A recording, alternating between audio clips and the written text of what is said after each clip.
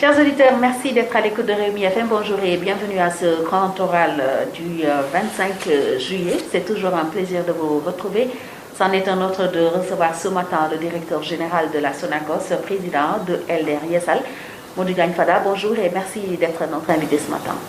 Bonjour Fatou, bonjour aussi à Hassan, bonjour à tous vos auditeurs.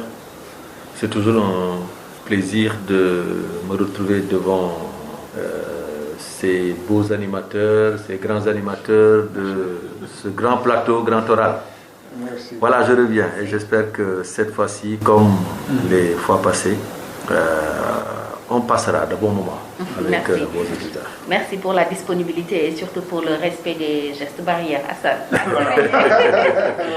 Alors, bonjour Hassan, c'est toujours un plaisir aussi de vous retrouver pour c'est partagé partout. Bonjour à toi, bonjour à M. le ministre. C'est toujours avec un grand plaisir que nous venons à votre bureau pour vous interviewer sur des grandes questions de l'heure.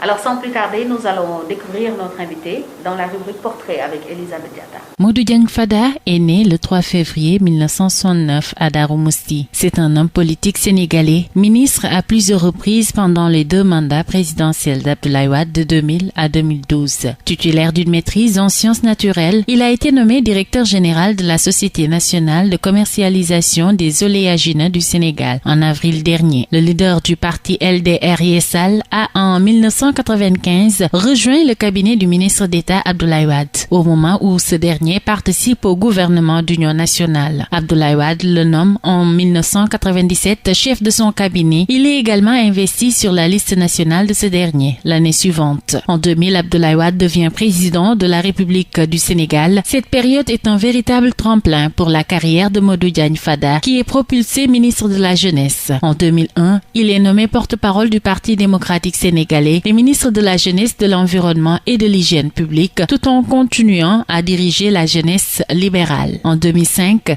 son ascension est stoppée par un refroidissement de ses relations avec le président de la République. Cette période correspond pour sa carrière politique à une véritable traversée du désert. Entre 2005 et 2007, il lutte pour sa survie politique au sein du PDS avant de lancer son mouvement Warwi, qui obtient 3 sièges au cours des élections législatives de juillet 2007. Il reviendra au PDS et occupera des postes ministériels, notamment ministre de la Santé et de la Prévention. Député de l'opposition lors des élections législatives sous l'ère Macky, il préside le groupe parlementaire libéraux et démocrates à l'Assemblée nationale. Il sera exclu du PDS le 15 octobre 2015 à la suite de son refus de céder sa place de président du groupe parlementaire à Aïda Mbodj, conséquence directe de son hostilité envers la candidature de Karim Wade pour la présidentielle de 2017. Il mettra sur pied le parti LDR Yessal et s'allie à Macky Sall lors des élections présidentielles de 2019. Il est nommé le 24 avril 2019 à l'issue du Conseil des ministres directeur général de la Société nationale de commercialisation des oléagineux du Sénégal, Sonacos. Modou Diagne Fada est aujourd'hui l'invité du grand oral. Merci Elisabeth Diatta pour le portrait de l'invité de ce grand oral, le directeur général de la Sonacos et président de LDR Yessal, Modou Diagne Fada. Alors, actualité oblige, nous démarrons par cette crise sanitaire, sociale aussi, que le Sénégal vit depuis 4 mois, bientôt 5. Comment appréciez-vous la situation épidémiologique aujourd'hui avec le déconfinement presque total? Oui, je crois qu'au départ de l'épidémie ou de la pandémie, tout le monde avait peur, tout le monde était sur ses gardes. Et voilà, tous les pays du monde ont pris des mesures drastiques, ont limité la circulation interurbaine, ont aussi fermé les écoles, fermé les universités, les collèges, parce que tout simplement, le virus avait surpris le monde et avait fini de créer une psychose à travers la planète. Bon, on a vu que apparemment le virus avait pris sur lui de rester encore longtemps parmi nous. Il fallait donc adapter la stratégie, il fallait donc se réadapter. Et je crois que c'est ça que le monde entier est en train de faire, y compris le Sénégal, en assouplissant donc les mesures de confinement qui avait été prise. Je rappelle que le Sénégal n'a jamais vraiment confiné sa population, mais il y avait un couvre-feu, on l'a levé.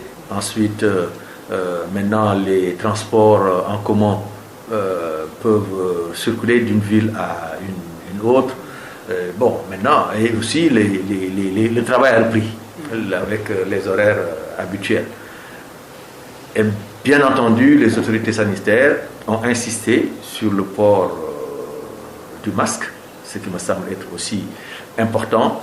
Et aujourd'hui, je crois que l'autorité qui est chargée de la sécurité publique a pris des actes réglementaires pour imposer le port du masque dans les établissements publics, privés et dans tous les lieux de rassemblement. Ce qui est loin d'être respecté. Bon, non, je ne peux pas le dire. En tout cas, en ce qui me concerne, je le respecte et je conseille à tout le monde de continuer à respecter les gestes barrières. C'est vrai, il y a un certain relâchement. Vous savez, ce n'est pas seulement au Sénégal. Dans tous les pays du monde, on note ce phénomène de lassitude, de relâchement, alors que le virus est encore là, il circule et il est extrêmement tueur, extrêmement dangereux. C'est la raison pour laquelle les populations doivent être davantage sensibilisées, conscientisées pour qu'elles prennent elles-mêmes leurs responsabilités et se confiner individuellement. Si chacun se confine individuellement, on va rompre la chaîne de circulation du virus et peut-être qu'on pourrait en même temps aussi mener nos activités économiques parallèlement, parce qu'on ne peut pas aussi empêcher aux citoyens de vaquer à leurs besoins, d'aller mener leurs activités, de chercher la dépense quotidienne. Un État aussi qui se respecte ne peut pas ne pas travailler à relancer son économie pour éviter la récession ou bien pour éviter tout simplement une banqueroute de l'État, ce qui serait plus catastrophique que la pandémie elle-même. Voilà, monsieur le ministre, merci de nous avoir reçus encore une fois. Vous avez été ministre de la Santé, vous le rappelez tantôt. Dans des situations comme ça, on se dit waouh, j'aimerais pas être à la place de mon collègue Abdoulaye Diouf Sarr, ou bien comment vous avez réagi par rapport à la riposte en général du Sénégal? Ah oui, non, le ministre Abdoulaye Diouf Sarr se bat très bien.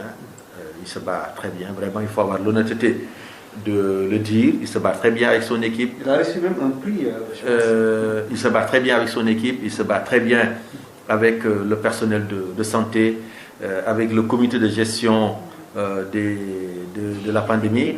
Et bon, je crois que tous les actes qu'il a eu à poser jusqu'à présent, moi je les trouve bons. De même aussi, il faut saluer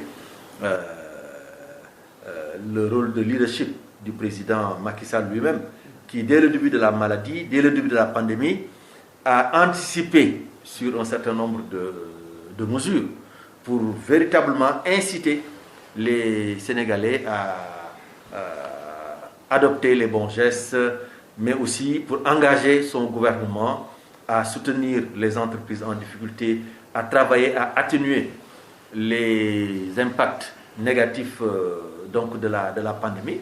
De même aussi, a su, quand il le faut, réajuster sa stratégie, assouplir les mesures et faire redémarrer l'économie. Alors, donc, on peut dire vraiment que pour ce qui concerne la gestion de la pandémie, il serait difficile de faire mieux que ce qui est en train d'être fait. Mais maintenant, nous sommes dans le contexte d'un pays assez particulier. Aujourd'hui, je considère que le Sénégal atteint le plateau. Bon, maintenant, le plateau de la maladie va être un plateau très long, peut-être qui va être plus long que les autres compartiments de la courbe, mais je crois qu'il faut faire avec. Il faut travailler à limiter les dégâts, il faut travailler à prendre en charge correctement. C'est vrai, le nombre de contaminés augmente, mais aussi le nombre de guéris augmente, ce qui fait que le nombre qui est pris en charge est encore sous contrôle. par le système sanitaire sénégalais, qui est quand même un système assez résilient, assez performant, et composé de professionnels de santé aguerris et des gens, pour certains, j'ai eu à travailler avec eux, je les connais personnellement, je connais leur engagement, leur dévouement pour la cause de la santé publique. Je ne peux que les encourager. C'est pas bon, monsieur le directeur général. La Covid a mis à nu quand même la faiblesse des systèmes sanitaires en général, dans le monde entier, hein, et voilà, surtout dans nos pays. Est-ce qu'il ne faut pas relever le plateau médical? Ah non, mais je crois que, mais vous savez, Hassan, il y a un monde avant Covid et un monde après Covid. Forcément, après Covid, les systèmes de santé des pays à travers le monde vont être revus et dans le bon sens. Étant ministre de la Santé, nous réclamions à l'époque, donc vers 2010, 2011, que les budgets de nos différents pays puissent au moins consacrer 10%, en fait, qu'on puisse consacrer, que le budget de la santé puisse au moins occuper les 10% du budget global de l'État. Et on nous disait non, c'est trop. Mais je crois que après la Covid, après la pandémie, mais forcément, les États vont investir dans la santé, vont investir dans la prévention, vont investir dans les plateaux techniques. Parce que même si nous avons du personnel de santé de qualité, des médecins bien formés, parce que je le rappelle, beaucoup de médecins du Maghreb sont formés à la faculté de médecine de Dakar. Donc nous avons une grande faculté de médecine et de pharmacie. Donc nous avons de bons professionnels de santé. Maintenant, il faut des équipements.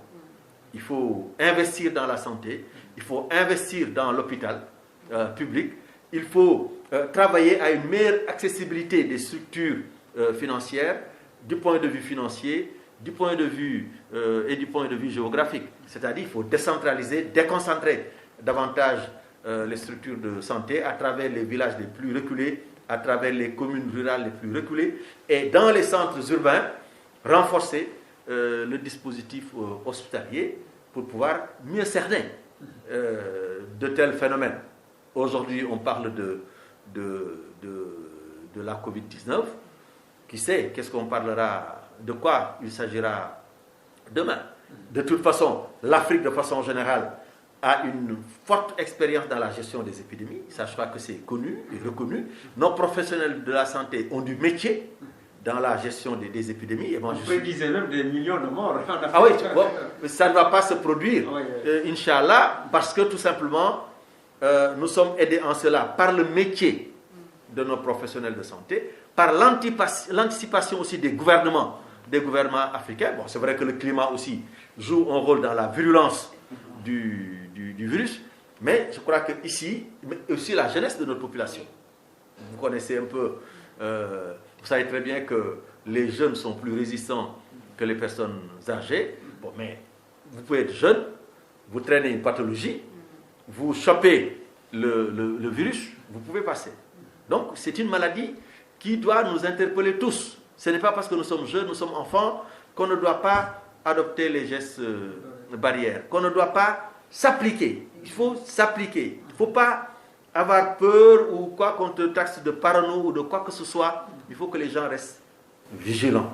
En tout cas, pour le moment, c'est la meilleure façon de se préserver contre la maladie. Vous faites partie des rares personnes qui s'appliquent face à ce virus, ça je le dis parce que j'en sais quelque chose. On voit un peu ce qui se passe dans la rue et un peu partout, même avec certaines autorités, on constate quand même un relâchement. Et selon certains observateurs, cela est la conséquence directe de la communication qui a suivi un peu l'assouplissement. Donc on impute cela à l'État. Que devrait-on faire aujourd'hui pour remobiliser justement les Sénégalais moi je ne l'impute pas. Non, je ne l'impute pas à la communication. Parce que de toute façon, la communication du ministère de la Santé, la communication du gouvernement a toujours été une communication transparente. C'est-à-dire, le nombre de tests par jour est décliné, le nombre de contaminés est connu, le nombre de guéris aussi est connu, le nombre de cas contacts, le nombre de cas communautaires. On donne même les localités où se trouvent les cas communautaires pour amener les populations à être davantage plus conscientes. Que vous circulez dans un quartier tel, eh bien, il y a des cas communautaires qui circulent. Donc faites attention. Mais je crois que c'est une communication responsable. Il ne s'agissait pas aussi d'apeurer la société. Parce qu'en ce moment-là, on ferait une contre-communication. Donc je crois que la communication du gouvernement a été une communication franche, juste. Et bon, voilà, maintenant, qu'est-ce qu'il faut faire pour remobiliser les troupes? Parce qu'il faut remobiliser les troupes face à l'ennemi. Il faut davantage décentraliser la lutte. Aujourd'hui, la lutte, elle n'est plus vraiment médicale. La lutte, elle est devenue communautaire. Aujourd'hui, ça doit se passer au niveau des quartiers. Je ne dis même pas au niveau des communes, mais au niveau des quartiers, au niveau des conseils de quartier, au niveau des associations sportives et culturelles, les ASC, là, pendant les Davetan. C'est au niveau des associations de jeunesse. C'est à ce niveau-là que le combat doit se passer. Parce qu'aujourd'hui, avec un virus qui est devenu maintenant communautaire, une maladie qui est devenue communautaire, il faut des stratégies communautaires pour les combattre. Et je crois qu'il faudrait que maintenant le gouvernement essaye de voir comment aller au contact des populations à la base, comment aller à la rencontre des chefs de quartier, des chefs de village, des maires, des présidents de département, des imams, des oulémas, des hommes d'église, pour les amener à faire leur sermon, à faire leur discours autour de la pandémie, parce que ce n'est pas encore terminé. Et beaucoup de nos compatriotes pensent que c'est maintenant fini, parce que tout simplement, on vous permet de quitter Darou-Moussi pour venir à Dakar. Pas du tout. On vous permet de quitter Darou-Moussi pour venir à Dakar, c'est parce que vous avez des besoins à faire à Dakar, des besoins qui sont aussi importants que la lutte contre la pandémie. Mais il faut être responsable. En quittant son village, en quittant son lieu d'habitation, en rejoignant un autre lieu d'habitation, que vous soyez confiné individuellement. Et que vous demandez même aux autres, dans le car Ndiaganiaï, dans le car rapide, dans le moyen de transport, mais vous aussi, portez vos masques. Parce que la sensibilisation, ce n'est pas seulement le gouvernement. Sanctionner aussi, parce que... Ah mais pourquoi pas? Ah oui, mais je crois que ce qui ne... Il y a une loi. Je suis d'accord. Il y a un arrêté ministériel qui interdit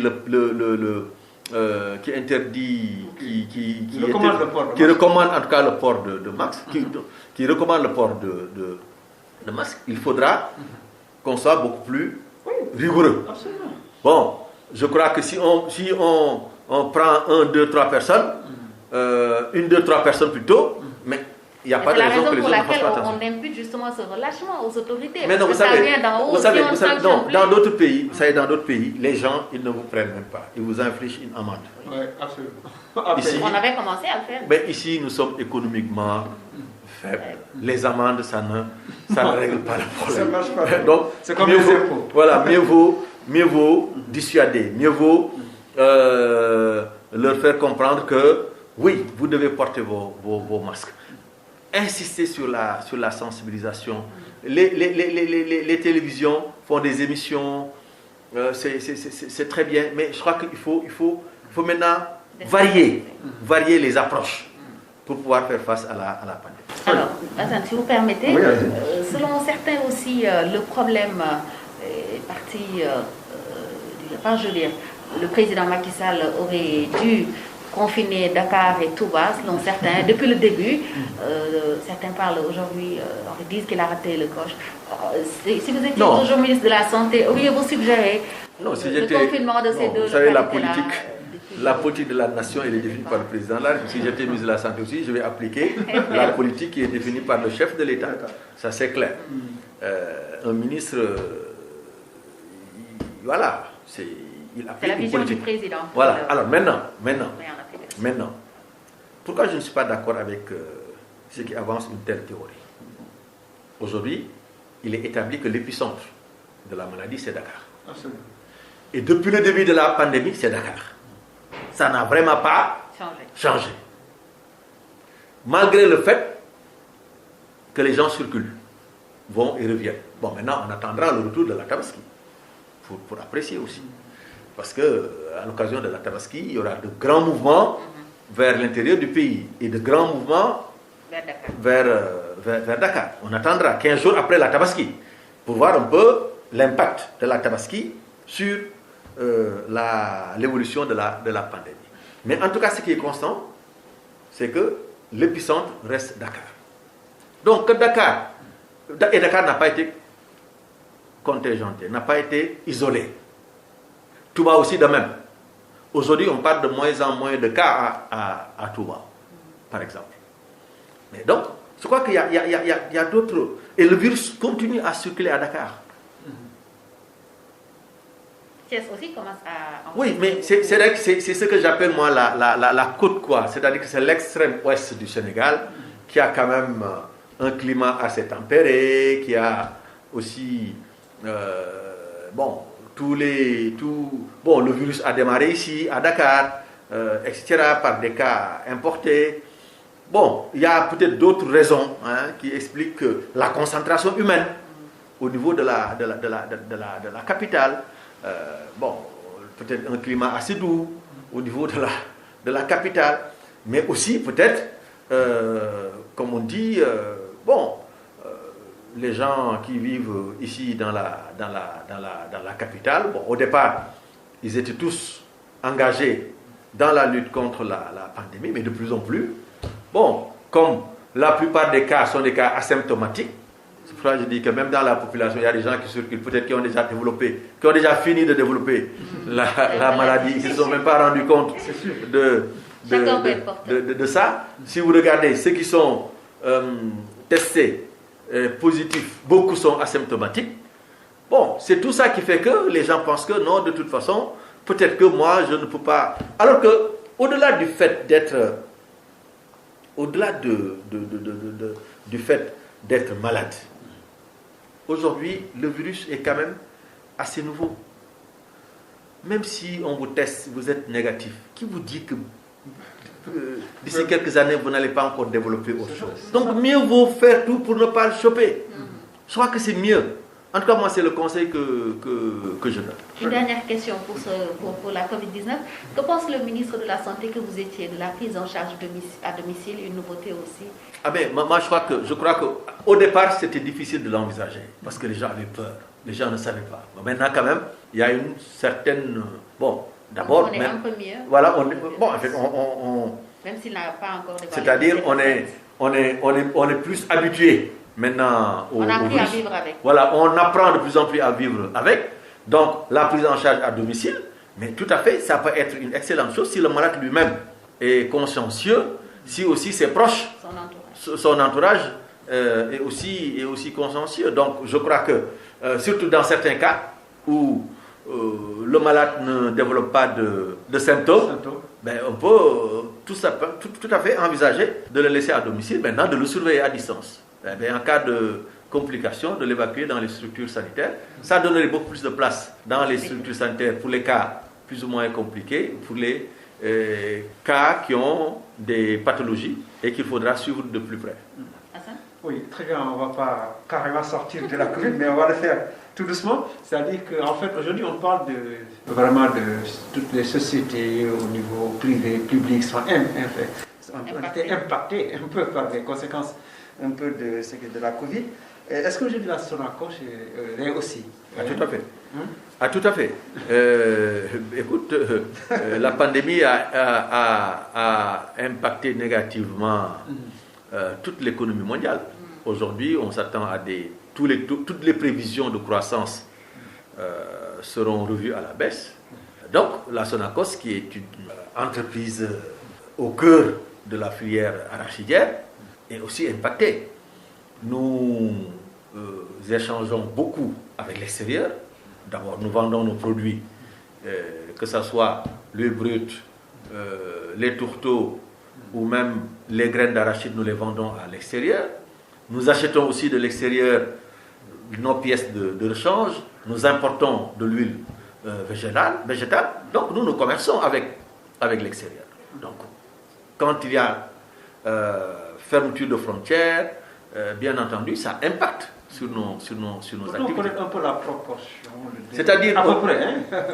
comme je le dis souvent, le ministère de l'économie, du plan et de la coopération a envoyé à toutes les entreprises un document à remplir pour répondre à certaines questions, ce que la Sonacos a eu à faire. Bon, maintenant, on attend la suite. Ce qu'il faut aussi dire, c'est qu'il y a le programme de résilience économique et sociale, doté de 1000 milliards de francs CFA, qui est en train aussi d'être exécuté. Vous êtes bénéficiaire un peu? Mais non, mais il faut d'abord remplir les critères. C'est-à-dire qu'il faut d'abord remplir les critères. Alors, si la Sonacos, parce que il y a par exemple, je ne peux pas m'en comparer aux hôtels qui ont fermé boutique. Bon, moi quand même, je continue à mener mes activités. Alors, mais l'impact réel de la pandémie sur la Sonacos, il faut attendre le 31 décembre 2020 à la clôture de l'exercice pour en avoir un aperçu plus réel, plus objectif. Mais pour le moment, nous partons au plus pressé. Nous savons que c'est une année qui va être difficile pour la Sonacos. Ça ne va pas être comme 2019. 2019, nous l'avons déjà dit, nous avons réalisé un chiffre d'affaires de 38 milliards de francs CFA contre 14 milliards pour l'exercice 2018. On ne peut pas dire qu'en 2020, on va atteindre le même chiffre d'affaires, par exemple. Bon, même si nous sommes en train de diversifier nos activités, nous sommes en train de mener d'autres activités, mais la Covid est là et pèse sur nos activités. Une pièce de rechange qui devait faire 15 jours pour arriver va fatalement faire 45 jours avant d'arriver au Sénégal. En dehors du plan de résilience, avez-vous un plan de riposte spécifique à la Sonacos pour faire face à la crise? Le plan de riposte que nous avons, c'est de dire, le chef de l'État nous a demandé de maintenir les travaux.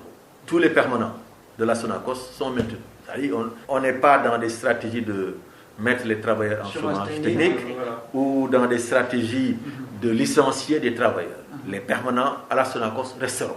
Mais comme nous payons nous-mêmes nos salaires, parce que ce n'est pas l'État qui paye nos salaires, c'est nous-mêmes qui devons produire pour payer nos propres salaires, nous avons dit qu'il nous faudra nous réorienter vers d'autres activités génératrices de richesse, génératrices de trésorerie, pour pouvoir continuer à faire face à nos urgences, à nos charges fixes, mais aussi à nos charges sociales. Et en tout cas, depuis le mois de mars jusqu'au mois de juillet, nous touchons du bois. Nous ne sommes pas en contentieux avec un fournisseur. Nous ne sommes pas en contentieux avec le personnel parce que nous payons le droit. Et ensuite, nous payons aussi nos salaires tous les mois. Et j'espère que ça va continuer comme ça jusqu'à la fin de l'exercice 2020. Et à quoi vous vous attendez par rapport aux prochaines récoltes? L'agriculture aussi est impactée. Oui, bien sûr. Mais bon, je crois que le virus ne peut pas retenir la pluie. Bon, la pluie est en train de tomber. Il faut prier que ça continue comme ça. En tout cas, cette année, nous espérons avoir un bon hivernage, en tout cas une bonne pluviométrie. Et bien entendu, c'est d'abord la première condition pour pouvoir avoir de belles récoltes et de bonnes récoltes. Les prévisions cette année sont bonnes. Les prévisions sont bonnes. Ça, vraiment, on peut le dire, les prévisions sont bonnes. Et que donc, nous gardons l'espoir que l'hivernage a bien démarré, s'est bien installé et que ça va continuer comme ça jusqu'à la fin, jusqu'aux récoltes, pour nous permettre d'avoir des graines d'arachide, de pouvoir disposer de notre matière première. Parce que la Sonacos, c'est d'abord les graines d'arachide. C'est notre matière première. C'est avec les graines d'arachide que nous faisons de l'huile, que nous faisons aussi des tourteaux et que nous faisons, et puis il y a d'autres produits dérivés, comme le son d'arachide, les coques vides qui interviennent pour nous donner de l'énergie, pour faire fonctionner nos machines. Parce que, comme vous le savez, dans l'arachide, rien ne se perd, tout se transforme. Ça, c'est Lavoisier qui le dit. Si vous venez de nous rejoindre, vous suivez le Grand Oral sur Rewmi FM et nous recevons le directeur général de la Sonacos, leader de Elder Yessal Modou Diagne Fada. Hassan. Oui, tout à fait. Donc, c'est le directeur général. Je ne sais pas si vous intervenez en amont, mais souvent, il y a quelques difficultés par rapport aux semences, par rapport aux intrants. Est-ce que cette année, on peut espérer que tout a été fait pour que quand même les agriculteurs soient dans de très bonnes conditions. Vraiment, pour être franc et direct, Hassan, pour les semences, la Sonacos n'intervient ni en aval ni en aval. C'est un peu le ministère de l'Agriculture. Voilà, nous, vraiment, il y a quand même beaucoup de Sénégalais qui font la c'est ça. C'est vrai que nous, notre rôle se limite à acheter les graines. Ouais, tout à fait. Mais les semences, c'est avec la direction de l'agriculture, du ministère de l'Agriculture. Et je crois qu'à ce niveau-là aussi, toutes les dispositions, oui, toutes les dispositions, en tout cas selon nos informations, toutes les dispositions ont été prises pour fournir des semences de qualité, pour fournir aussi des semences en quantité. Bon, et maintenant, on verra bien ce qui va se passer après, parce que c'est le résultat final qui comptera. C'est au moment de récolter qu'on pourra évaluer la qualité et la quantité des semences, bien entendu, tenant compte du fait que peut-être nous allons avoir une bonne pluviométrie. Mais on enlève aussi pour les criquets. Cette année, il faut faire attention aussi pour les criquets. Oui, ça c'est comme on dit, c'est comme le virus. Voilà. C'est difficile de prévoir ces genres de situations. Mais je sais que aussi, tout à fait, chaque fois quand il y a une très très bonne pluviométrie, souvent dans certaines zones, oui, il y a les criquets. Bon, mais je crois que d'abord on prie pour ne pas être envahi par les criquets. En tout cas, c'est pour le moment ce que nous voulons dire, mais je suis sûr aussi que dans ce cadre-là, le ministère de l'Agriculture et de l'Équipement rural, composé aussi de grands cadres, de grands techniciens de l'agriculture, seront capables de prendre les mesures qui s'imposent pour faire face éventuellement à un péril agriculture. Je veux parler de cet achat de graines que vous avez évoqué tout à l'heure. Il n'a pas été de tout repos l'année dernière à cause de la concurrence chinoise, ce qui aurait aussi impacté sérieusement le plan de relance d'urgence que vous aviez initié et même que vous avez commencé à mettre en œuvre. Alors, est-ce vraiment le cas par rapport à ce plan et où en est-il justement concernant l'exécution?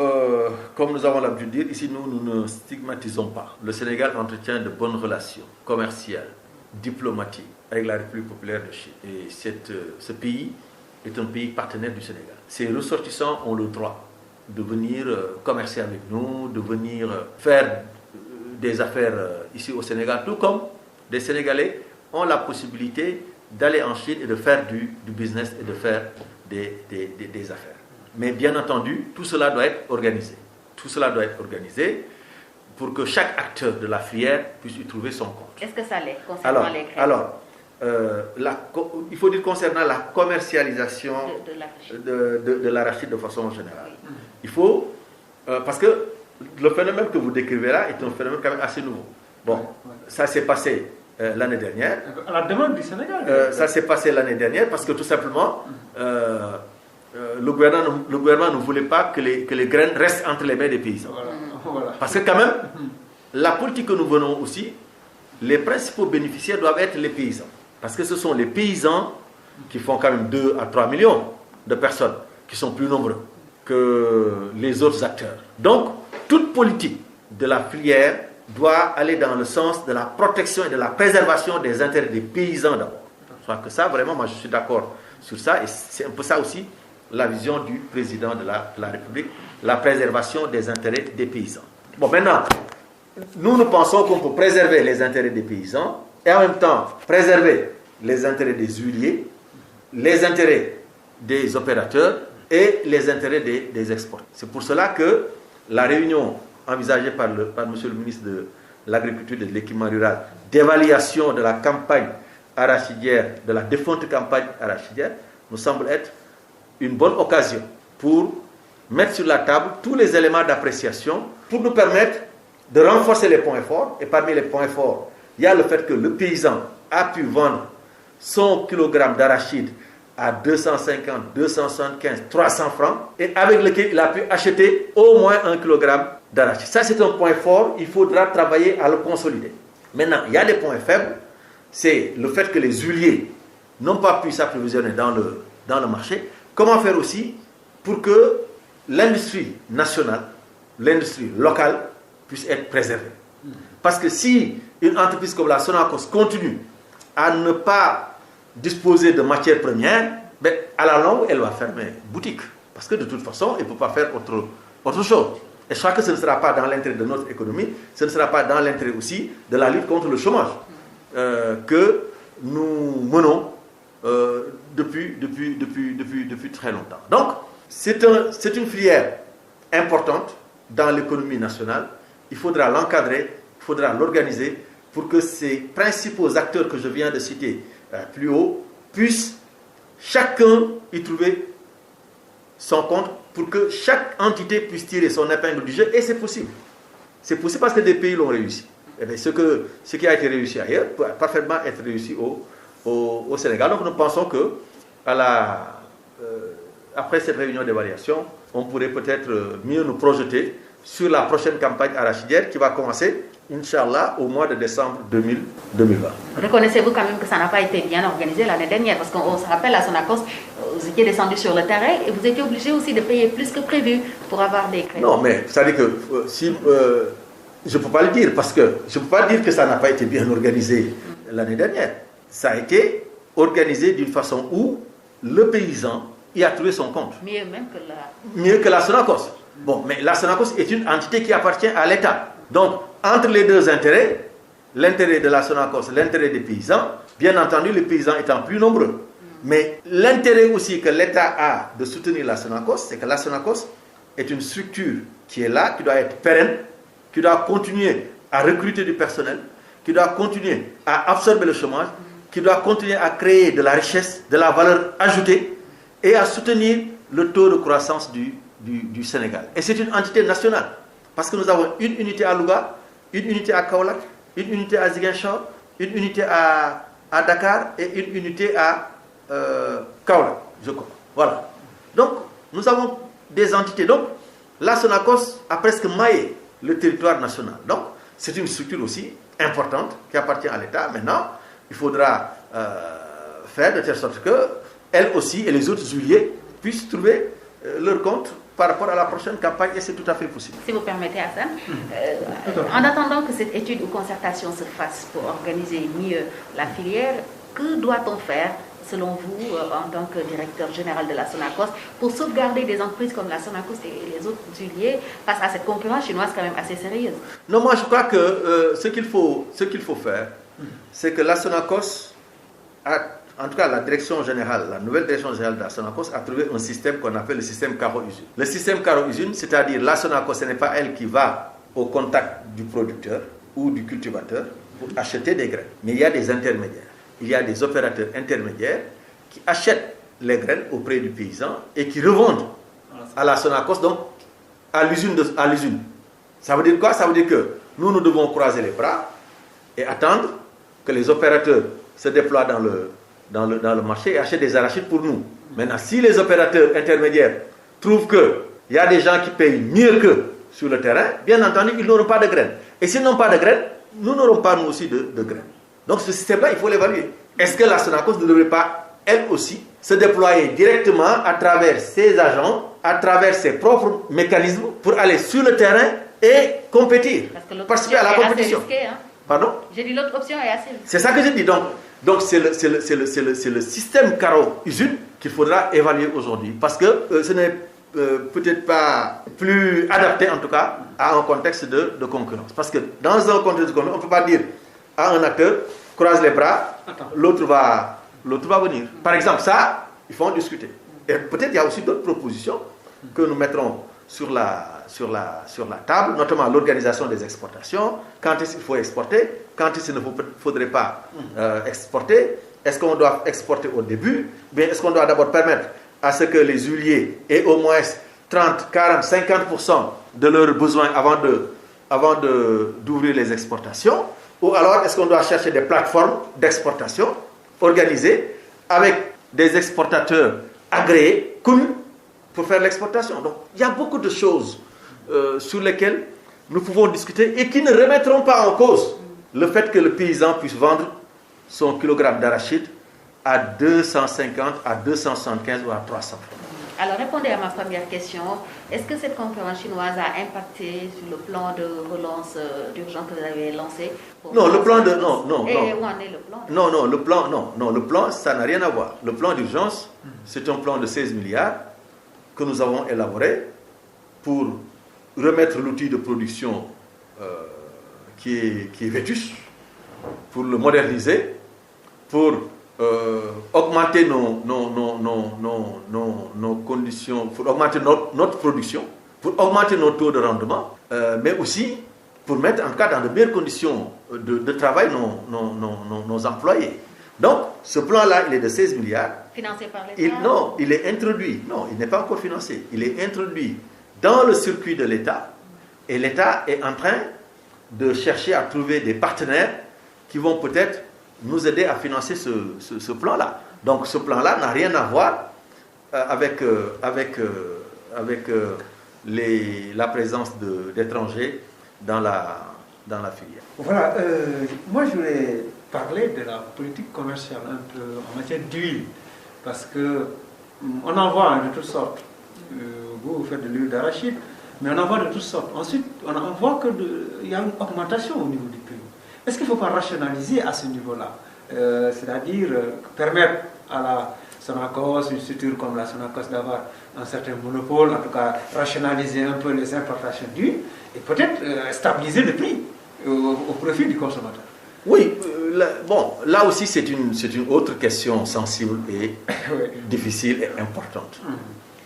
L'organisation des importations.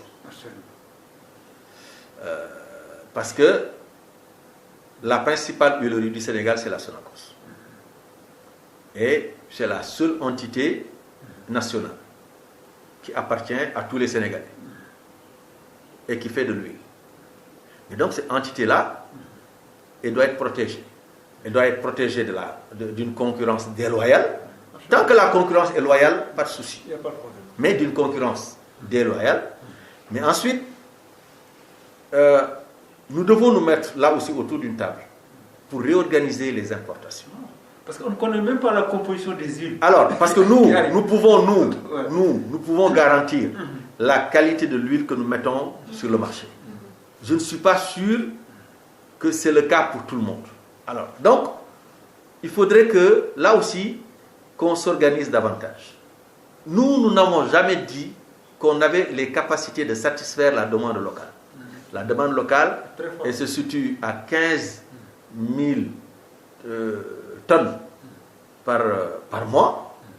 Donc, tout le monde peut y prendre sa part, y compris la Sonacos et les autres privés. Mais je crois que là aussi, il faudra qu'on s'organise pour que les privés continuent d'amener de l'huile de qualité, la Sonacos aussi de même, et qu'on puisse en tout cas nous assurer de prix accessibles. Parce que moi, je suis société nationale, je ne peux pas mettre dans la spéculation en ce qui concerne les prix. J'ai des prix, voilà, c'est des prix qui sont connus, etc. Et je ne peux pas faire ce que je veux. Parce que moi, je suis pour l'État. Si je fixe des prix qui sont chers, on m'appelle de là-haut, on me dit non, il faut baisser les prix. Ce n'est pas le cas d'un privé qui est parti, qui a acheté son bateau d'huile en Malaisie ou en Indonésie ou ailleurs et qui est dans le marché. Il a son prix d'achat, il a ses charges, il a son prix de vente.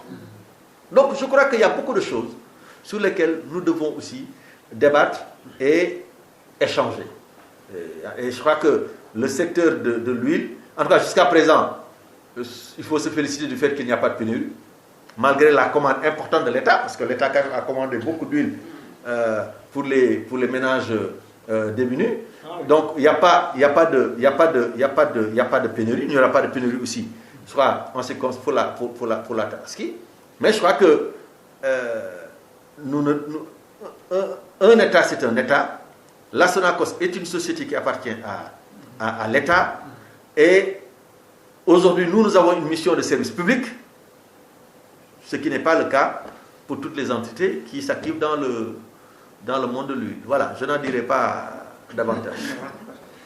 Voilà, donc peut-être aller vers maintenant d'autres questions, beaucoup plus politiques cette fois-ci. Les rapports de l'IGE, l'Inspection générale d'État, on en parle parce que ça interpelle beaucoup de sociétés, beaucoup de structures de l'État, des ministères et autres. Aujourd'hui, nous, ce que nous avons remarqué en tant qu'observateurs, c'est d'abord les retards. Ensuite, les difficultés dans l'exécution des recommandations. On a vu la réaction du chef de l'État. Mais ça ne suffit pas toujours pour nous, observateurs. Je ne sais pas maintenant quelle appréciation en faites-vous en tant qu'acteur politique et donc aussi en tant que responsable. Non, je crois que le Sénégal est quand même un pays où la transparence est garantie. En tout cas, c'est un pays qui dispose d'un arsenal de corps, de contrôle. À commencer par l'ARMP, la DSMP, l'inspection générale d'État, la Cour des comptes, le contrôle financier. En fait, vraiment, l'OFNAC, ça c'est après pour l'enrichissement illicite, etc. Alors, le Sénégal a un bon arsenal. Donc, du point de vue des textes, vraiment, nous sommes un pays qui n'envie en rien les plus grands États de droit, les plus grandes démocraties du Sénégal. Et personne aussi ne doute de la compétence et du sérieux des cadres qui sont chargés dans ces différents corps d'exercer leur métier. Et je crois que à chaque fois que ça, chaque année, souvent, c'est vrai, il peut y avoir des retards. Il peut y avoir des retards, mais en tout cas, les rapports sont produits. Les rapports sont produits et les rapports qui doivent être remis au chef de l'État l'ont été. Les rapports qui doivent être rendus publics l'ont été. Dans d'autres pays, on fait de tels rapports, mais vous, les journalistes, vous n'êtes même pas au courant de ce qui se passe. Donc, il faut se féliciter au moins au Sénégal que quand on a un rapport, qu'on puisse le lire, le commenter, faire des appréciations. C'est déjà un point positif. Savoir qui fait quoi. Important, savoir qui fait quoi, qui a fait quoi, etc. Même si, bien entendu, bon, ceux qui sont accusés aussi ont la possibilité de se défendre. Donc, déjà, ça, c'est un point positif. Maintenant, tout ce que le président de la République peut dire, c'est ce qu'il a dit. Bon, lui, il est au-dessus des institutions. Il laisse à chaque institution la responsabilité d'assumer ses missions. Bon, maintenant, parfois, il faut dire que vous aussi, vous aimez beaucoup les trucs sensationnels. Parfois, vous fouillettez, vous regardez quelque part où il n'y a pas de poux, mais vous voulez que trouver des poux. Parfois, il y a une certaine exagération de certaines choses. Mais moi, je sais que s'il y a des choses dans les rapports qui ne sont pas conformes et qui ne sont pas sérieusement conformes, des choses qui ne sont pas régulières et qui ne sont pas sérieusement régulières, ceux qui sont chargés de les prendre en charge n'hésiteront pas à le faire. Mais ce n'est pas parce que Hassan, que je respecte beaucoup, a écrit dans son truc que oui, on a trouvé 400 millions, je ne sais pas quoi là, 150... Bon, ça, c'est des rapports. Souvent, quand vous exploitez un rapport, vous lisez l'accusation, mais il faut toujours aussi donner la version du ministre ou du directeur général dans les rapports. Mais les gens, ils ne donnent pas ces versions-là. Ils se limitent seulement à avancer. Bon, bref. Donc, moi, c'est que aussi beaucoup ont perdu un peu de crédibilité. Les Sénégalais ne font plus confiance aux politiques pour beaucoup de raisons. Est-ce que là aussi, ça ne se comprend pas un peu par rapport au comportement noté? Non, il ne faut pas dire... Bon, c'est pas seulement au Sénégal. Vous savez, nous avons vraiment...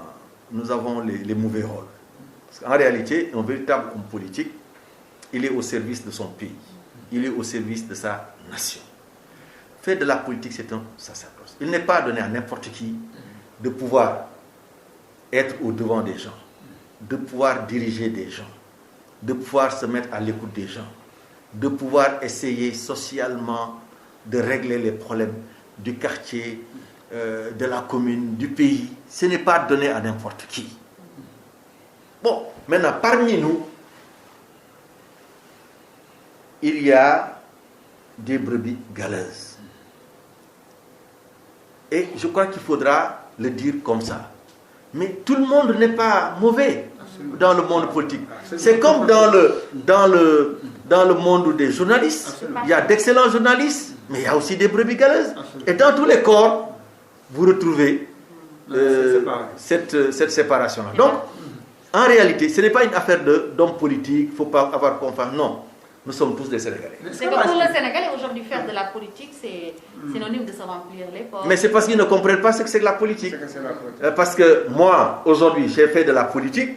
En 88, quand on me cassait la tête, quand je faisais la prison, mais ce n'était pas agréable. Quand je me battais pour qu'il y ait le multipartisme,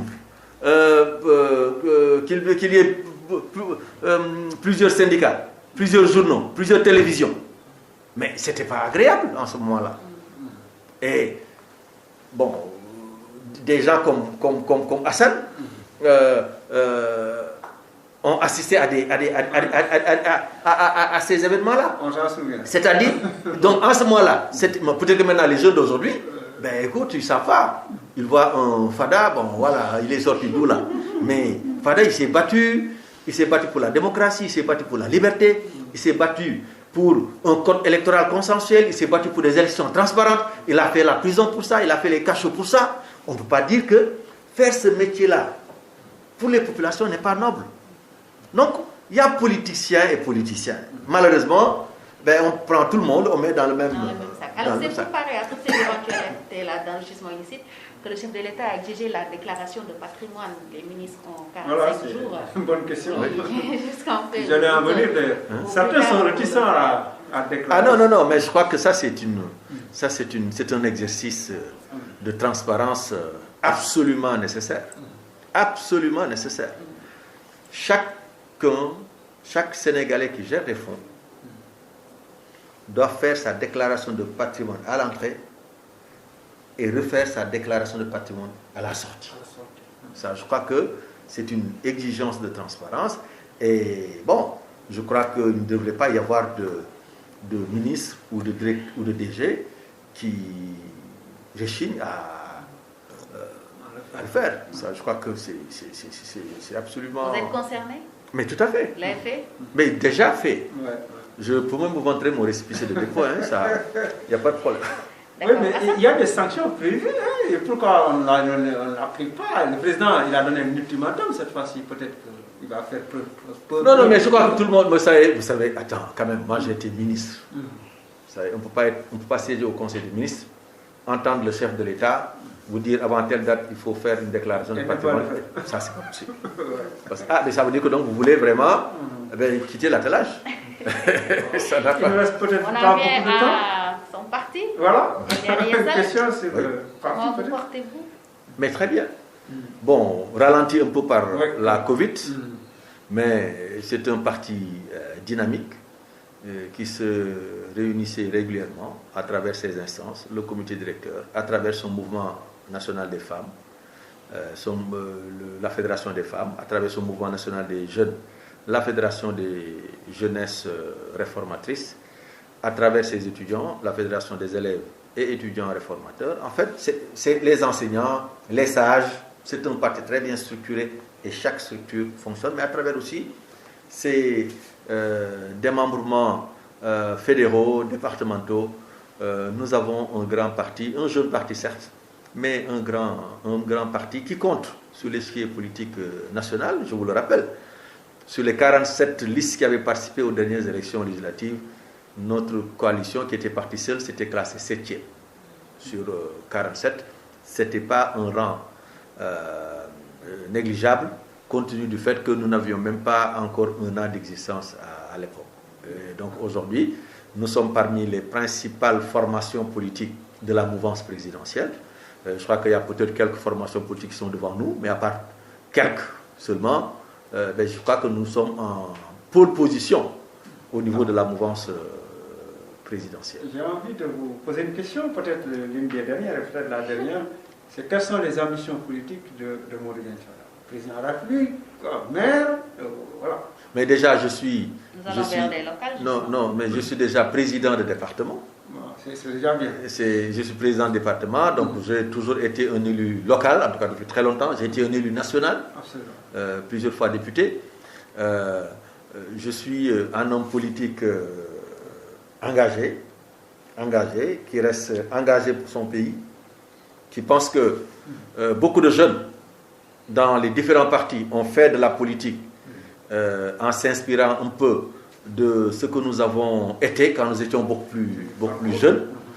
Et un parcours atypique, hein? Oui, et voilà. Donc nous pensons que nous devons encore continuer à servir d'exemple à ces jeunes-là, mais nous devons aussi continuer à apporter notre pierre à l'édification du pays, apporter notre modeste expérience dans l'exercice de la démocratie au niveau de notre pays. Donc nos ambitions, les ambitions de Modou Diagne Fada, les ambitions de LDR-YSL sont très bien spécifiées dans les statuts et règlements intérieurs de notre parti. L'objectif de LDR-YSL, c'est un jour conquérir et exercer le pouvoir. Alors, puisque les locales sont les élections les plus proches, serez-vous candidat? Même si bon, je suis là bon, je suis dans une coalition qu'on appelle Benno Bokk Yakaar, qu'on appelle la grande coalition pour la majorité présidentielle. Le moment venu, à travers les différentes collectivités locales, les différentes communes donc, qui existent au Sénégal, nous allons échanger, nous allons discuter, et je crois que nous parviendrons à construire des consensus forts pour mettre ensemble nos militants pour aller à la conquête du pouvoir local. En tout cas, nous, c'est cette posture-là que nous avons. Donc, nous n'avons pas d'a priori, nous n'avons pas de position fixée. Nous serons ouverts au dialogue et à la discussion avec nos partenaires de l'Alliance pour la République, avec nos partenaires de Benno Bokk Yakaar dans les différentes communes du Sénégal, pour faire des listes communes et essayer de voir comment remporter majoritairement les élections locales. En tout cas, c'est ça la position disons, de principe de notre parti. Ah oui, non, je crois que le ISL de 2017 n'a plus rien à voir avec le ISL de 2020. Qu'est-ce qui a changé? Il y a beaucoup de choses. Je crois que j'aurais pu vous amener le responsable qui suit les nouvelles adhésions, mais elles viennent de partout dans les rangs de l'opposition. Elles viennent partout dans les rangs d'anciens partis. Hein? Et nous pensons que LDR-YSL s'est beaucoup bonifié, c'est beaucoup renforcé, et que ça se voit d'ailleurs à travers les réseaux sociaux, ça se voit un peu partout à travers le pays, si vous suivez de très près les différents partis politiques. Non, LDR-YSL, il faut compter avec ce parti pour le futur. Qu'est-ce qui fait la différence entre LDR-YSL et les autres partis? Ce qui fait la différence, c'est que d'abord, nous sommes d'abord d'obédience libérale panafricaniste.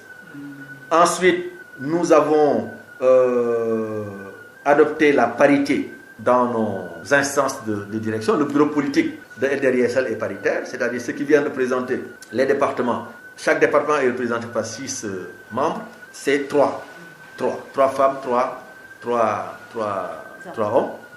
hommes. Ensuite, nous avons mis en place une haute autorité dirigée par une personne, en tout cas qui n'a pas d'ambition politique directe, pour superviser tous les renouvellements, toutes les élections, toutes les confections de listes, pour être sûr que les plus méritants vont occuper les postes. Et ça n'existe pas dans un autre parti. C'est-à-dire, aujourd'hui, moi, je suis président du parti, mais je ne peux pas me réveiller et dire je serai le candidat du parti à ceci ou à cela. C'est la base qui choisit. Non, c'est là. Il faut d'abord passer par la haute autorité. Il faut mener une compétition au niveau de la haute autorité. Et puis chez nous, la fonction de président du parti n'a rien à voir, peut ne pas avoir quelque chose à voir avec la fonction de candidat du parti, ou etc. Donc, on a quand même essayé de nous moderniser. Ce n'est pas pour rien que nous nous appelons réformateurs. Ce n'est pas pour rien aussi que nous appelons LDR.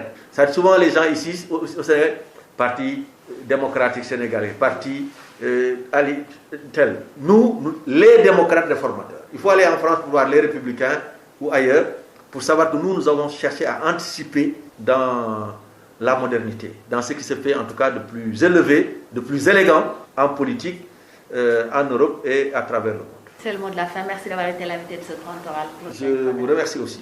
Je vous remercie Fatou, je remercie Hassan, je remercie tous vos auditeurs. J'espère que j'ai pas, comme on dit, j'espère que nous avons eu un bon entretien et que ce qui est important, c'est que c'est le Sénégal qui nous intéresse tous et chacun dans son domaine Voilà. Et que chacun aussi travaille à participer à la construction du Sénégal, dans ce qu'il sait le mieux faire.